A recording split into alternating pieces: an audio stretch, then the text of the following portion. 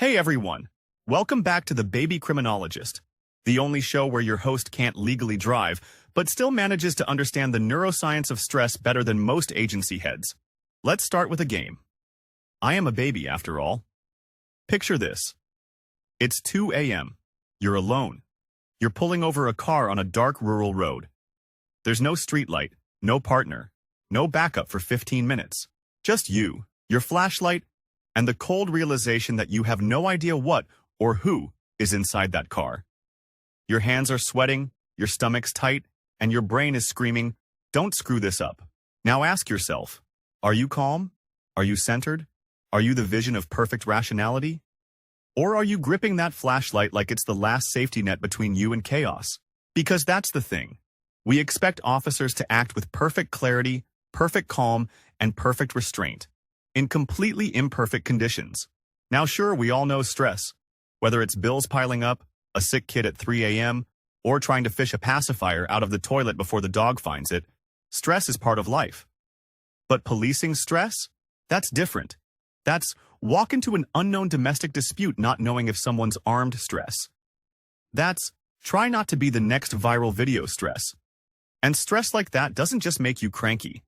According to actual science, not just baby sarcasm, it rewires your brain. Robert Sapolsky, certified brain genius and my honorary teddy bear of biology, explains this beautifully in Why Zebras Don't Get Ulcers. When stress is acute, like being chased by a tiger, it's helpful. You run, you survive, you high-five your fellow zebras. But chronic stress damages the prefrontal cortex. That's the brain's command center for good decisions, emotional regulation, and impulse control. You know, all the stuff we demand from police officers every single day.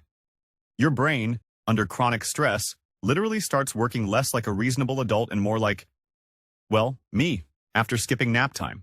Now, let's talk about the real impact of police stress on performance, on safety, and on all of us. Because that's the point. Dr. Brian Vila, professor of criminal justice and criminology at Washington State University, breaks down how stress narrows your focus. It's called attentional tunneling, which sounds like a ride at a very disappointing theme park.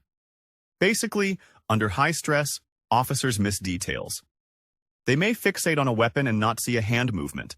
They may overestimate the threat or underestimate it. Either way, the decisions they make in those seconds are carved out by months or years of cumulative stress. Let me put it in baby terms. Imagine trying to play Operation, but instead of a buzzer, if you mess up, someone sues you and the news calls you a monster. Studies published in Policing, an international journal, yes, I read academic journals between naps, show that high-stress officers are more likely to react aggressively, take longer to assess threats, and perform worse in critical incidents. And here's the kicker. The more trauma an officer experiences, the more sensitive their stress response becomes over time. That means a veteran officer isn't hardened. They're primed to explode.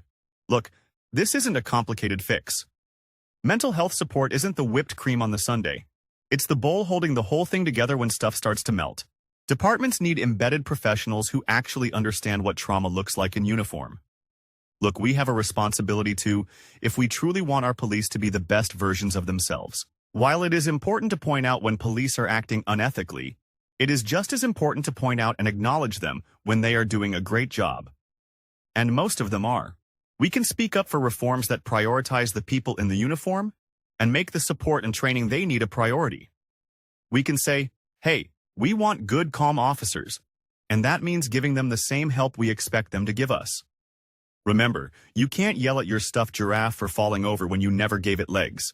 Same thing with officers. We have to give them balance before expecting a perfect stand-up performance. And finally, a word from your baby host.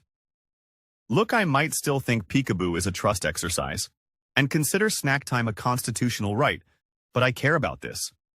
Not because I want to coddle officers, but because I want them to do their job safely, ethically, and humanely. Let's stop pretending superhuman behavior is a job requirement and start treating humanity as the baseline. That's how you build safer streets, better policing, and yes, fewer babies ranting about neuroscience on YouTube. Smash that like button like it's the toy someone tried to take from me. Drop a comment telling us how you de-stress. Mine involves screeching into a blanket. Subscribe before I start throwing emotional building blocks.